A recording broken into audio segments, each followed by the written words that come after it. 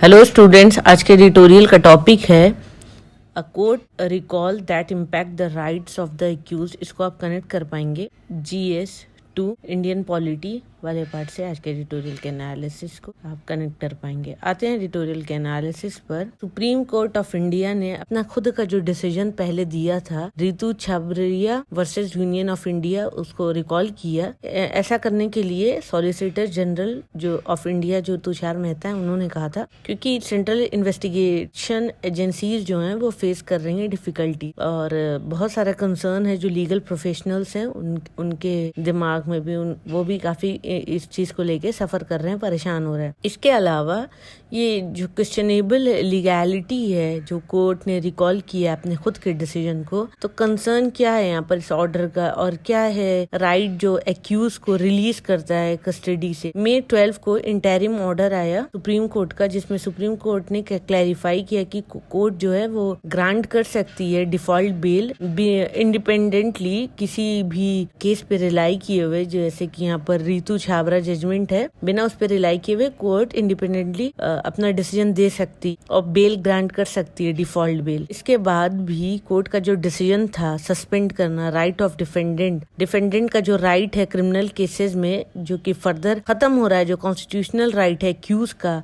और वो डिविएट हो रहा है जो हमारे फंडामेंटल प्रिंसिपल हैं क्रिमिनल प्रोसीजर के। राइट टू डिफॉल्ट बेल ये क्या होता है? ये एक स्टैट्यूटरी बेल है जिसको डिफॉल्ट बेल के नाम से जाना जाता है। ये अवेलेबल होता है एक्यूज के पास उनके केसेस में, और जब इन्वेस्टिगेटिंग एजेंसी फेल और जब इन्वेस्टिगेटिंग एजेंसीज जो हैं अपनी इन्वेस्टिगेशन कंप्लीट नहीं कर पाती हैं स्टिपुलेटेड टाइम में, तो जो एक्यूज होते हैं उन्हें डिफॉल्ट बेल मिल जाती है। अंडर सेक्शन 167 CRPC जो मैक्सिमम टाइम अवेलेबल है इन्वेस्टिगेटर के लिए वो 60 to 90 डेज है। अब वो कोई भी ऑफेंसेस हैं उसके सीरियसनेस के ऊपर डिपेंड करता है कि कितना टाइम लगेगा। अथॉरिटीज जो इन्वेस्टिगेशन करने में विद इन टाइम पीरियड अगर वो अनेबल है, अगर वो नहीं ऐसा कर पा रही है अथॉरिटी, अक्यूज जो है वो बेल के लिए कस्टडी से निकलने के लिए डिफॉल्ट बेल अप्लाई कर सकता है। और ये फर्स्ट प्रोविजो दिया हुआ है 167(2) ऑफ CRPC में। यहाँ पर जो डिफॉल्ट है वो कैरेक्टरिस्टिक्स है बेल का। वो फैक्ट ये फैक्ट आता कहाँ से है? और ये फैक्ट से आता है और ये किसी भी मेरिट से रिलेटेड नहीं है केस के,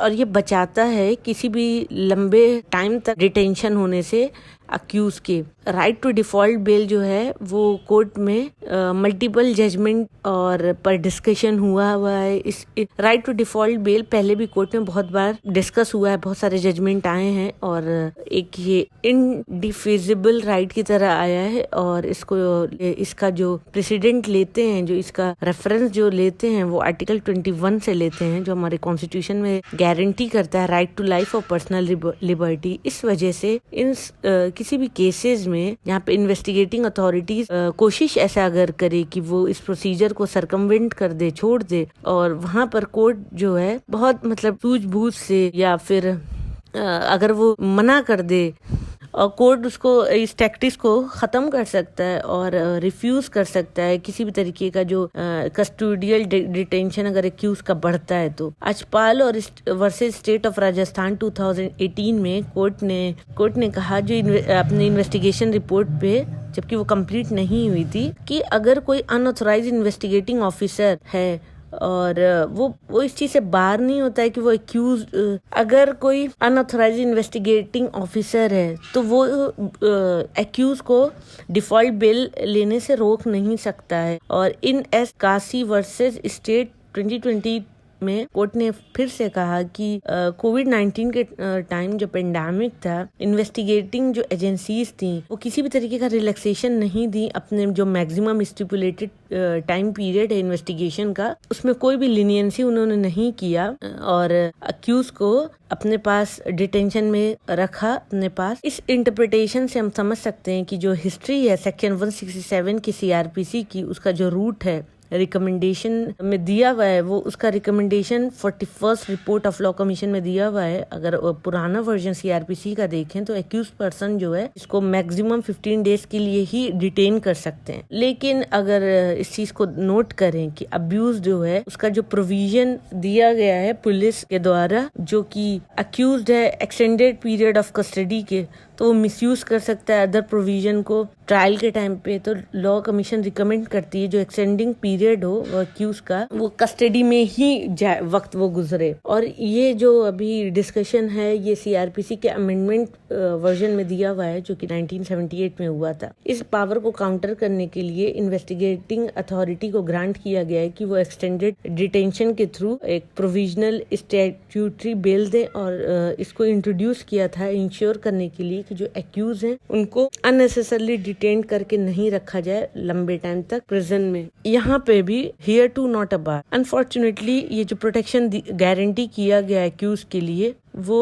प्रैक्टिस में उतना हो नहीं पा रहा है। इन्वेस्टिगेटिंग अथॉरिटी जो कि लगातार फाइल करती है एक इनकम्प्लीट और supplementary chargesheet with in 60 to 90 days period, जो कि प्रिवेंट करती है एक्यूज को किसी भी तरीके का डिफॉल्ट बेल लेने से। और अगर दूसरा इंस्टेंस देखें, एग्जाम्पल लें तो इन्वेस्टिगेटिंग अथॉरिटी जो है वो फाइल करती है चार्जशीट या तो इनकम्प्लीट या और otherwise after 60 to 90 days period, लेकिन उससे पहले डिफॉल्ट बेल एप्लीकेशन फाइल हो सकती है एक्यूज की। सुप्रीम कोर्ट का डिसीजन रितु छाबरिया में डिलेजिटिमाइज किया इस तरीके की इलीगल प्रैक्टिसेस को, जो कि इनकम्प्लीट चार्जशीट पुलिस फाइल करते हैं। और अगर वो इनकम्प्लीट चार्जशीट पुलिस फाइल करते हैं तो इससे एक्यूज जो है उसका जो डिफॉल्ट बेल एप्लीकेशन का जो उनके पास पावर है एक्यूज के पास वो खत्म नहीं होता है। कोर्ट ने एम्फेसाइज किया कि जो प्रिलिमिनरी या इनकम्प्लीट नेचर पुलिस के रिपोर्ट में होता है अगर तो दिखाता है कि इन्वेस्टिगेशन जो है वो कंप्लीट नहीं हुई है। इसके साथ साथ इम्पोर्टेंट ये है कि रितु छाबरिया में कोर्ट ने किसी भी तरीके का न्यू प्रोपोजिशन नहीं दिया। इसके और इसके साथ साथ उन्होंने जो इसके पहले प्रायर जजमेंट दिए हैं उदय मोहनलाल आचार्य वर्सेस स्टेट ऑफ महाराष्ट्र में, उससे डिलिनेट हुआ कॉन्स्टिट्यूशनल फाउंडेशन जो हमारा राइट है एक्यूज के पास अवेल करने का स्टैट्यूटरी बेल। रितु छाबरिया किसी भी तरीके का हर्डल नहीं क्रिएट कर रही है इन्वेस्टिगेशन के लिए, रादर हाईलाइट कर रही है इंडिफिजिबल नेचर जो right to seek default bail है। कोर्ट को रितु छाबरिया केस में एक जहाँ पे बात होती है इनकम्प्लीट चार्जशीट की, वहाँ पर रोकना नहीं है एक्यूज को, किसी भी तरीके के डिफॉल्ट बेल प्ली के लिए रोकना नहीं है। फर्दर देखा गया है कि और भी ऐसे जजमेंट आए जो डिविएट किए हैं रितु छाबरिया कहा, जहाँ पर क्वेश्चन ऑफ फैक्ट है उससे डिविएट हुए हैं।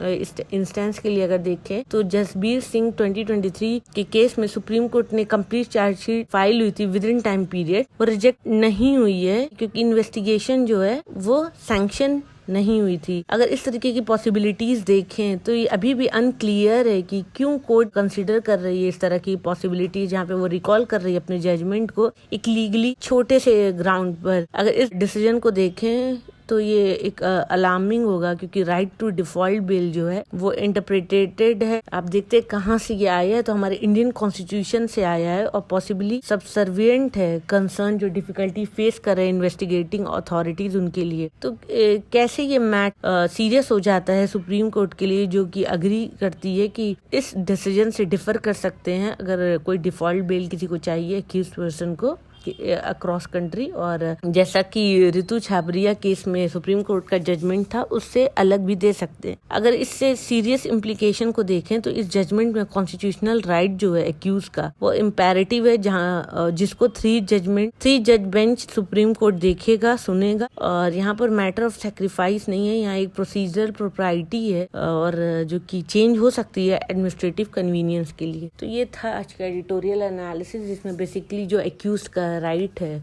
डिफॉल्ट बेल का उसके बारे में दिया गया है। Thank you for watching my video. Please share, like and subscribe.